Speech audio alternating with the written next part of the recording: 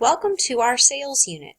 This is going to be the first of 6 videos that will be addressing the 5 major elements of selling. So we're going to be starting out with just introducing what is selling, which means obviously helping customers making satisfying buying decisions. So in personal selling, this is really any form of direct contact between a salesperson and a customer.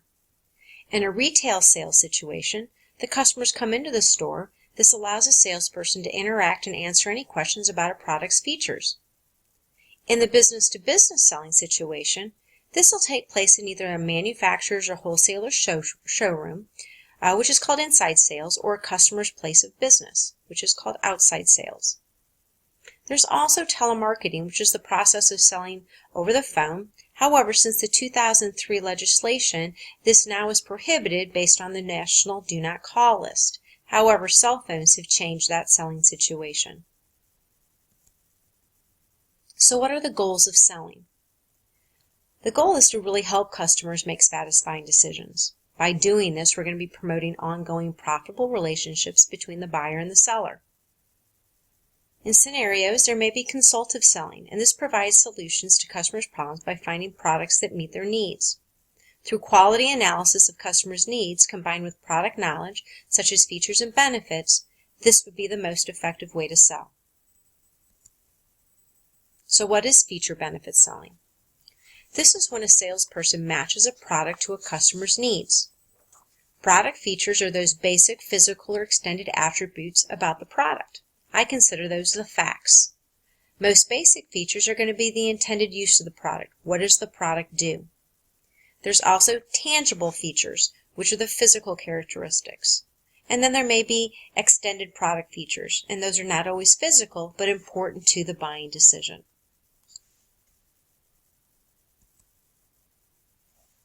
When offering a feature, a fact about a product, you need to give the selling point, which are the benefits of the product. These are going to be those advantages or personal satisfactions customers will receive from that good or service. Things you may want to address is how does the feature help the product's performance? Or how does the performance information give the customer a personal reason to buy the product? So think of a so what test when it comes to the facts. You've been given a fact, and now you say, so what? So in a selling situation, you may be inquired about a t-shirt, and you're going to tell the customer the fact about the t-shirt. It's 100% cotton. But to a customer, so what? So then you extend the conversation and you say, well, it's 100% cotton, so it's going to be way more wickable or breathable, which will wick away the sweat from the body. It also makes the t-shirt easier to care for, the fact that it's 100% cotton. That tells the customer the benefits about the product. There are reasons why customers want to buy products. These are the ways in which the customer may be influenced through buying behaviors or decisions. You have to understand what are the customer's motives in their decision to make the purchase. Most customers are going to use rational motives, such as conscious, factual reasons for the purchase. Maybe it's the product's dependability is the reason why they want it, or it will save them time or money. Maybe the product is more convenient or more comfortable. Maybe they receive a quality of health factor or safety consideration when they make this purchase. Maybe they receive better service or quality. Or maybe it receives some type of recreational value. Although, customers may also have more of an emotional motive to make a purchase, such as the feeling that they may experience through the association with the product. If they purchase this product, they may feel more social approval or recognition, power. Maybe they might feel love or affection or prestige when they purchase this item. It is well known that when people buy life insurance policies, or even any type of insurance, it is more of an emotional motive necessarily versus a rational motive. The likelihood of something terrible is not high. However, by purchasing the insurance, they know they are providing security for the loved ones in their loss. So, effective salespeople determine customers' buying motives when they suggest the features and benefits that best match their buying motives. So in the customer decision-making process, customers will make a decision based on a wide variety of reasons. Maybe it's their previous experience with the product or the company. Maybe it's how often the product has been purchased, the amount of information necessary to make a wise buying decision. They want to consider the importance of the buying decision, or possibly what the perceived risk in buying that purchase, what it might do for them, or maybe the time available to make that decision. Lots to consider in the decision-making process. So there's types of customer decision-making that you as a sales associate need to be aware of intuitively about your customer.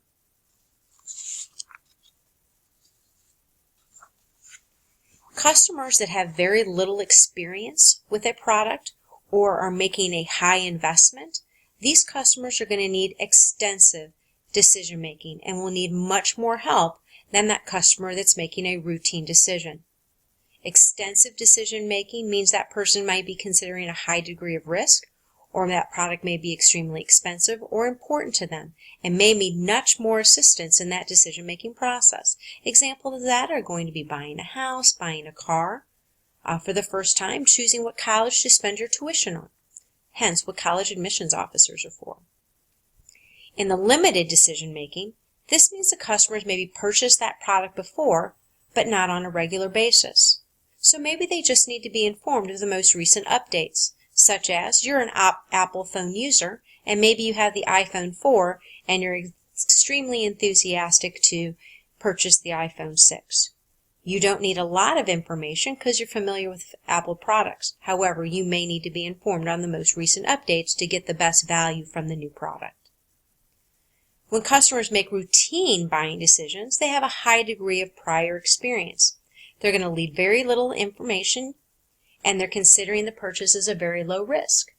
You want to pay attention to those customers so that you can serve them as swiftly and efficiently as possible in making that buying decision. So you can tell effective salespeople have a lot of responsibility. They need to have good quality communication skills. They need to have good interpersonal skills, meaning being able to read verbal and nonverbal behaviors. They need to have solid technical skills, be able to handle the registers or maybe even the equipment that they may be selling. They need to be experts in what they sell. Have to have a positive attitude, goal-oriented.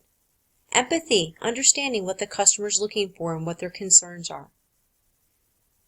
Customers want honesty. They want to be able to trust that what that salesperson is promoting is going to help them to meet their best satisfaction. And they want the sales associate to be enthusiastic. So hopefully this gives you some background on what the selling function is all about. We will start our next video introducing the pre-approach.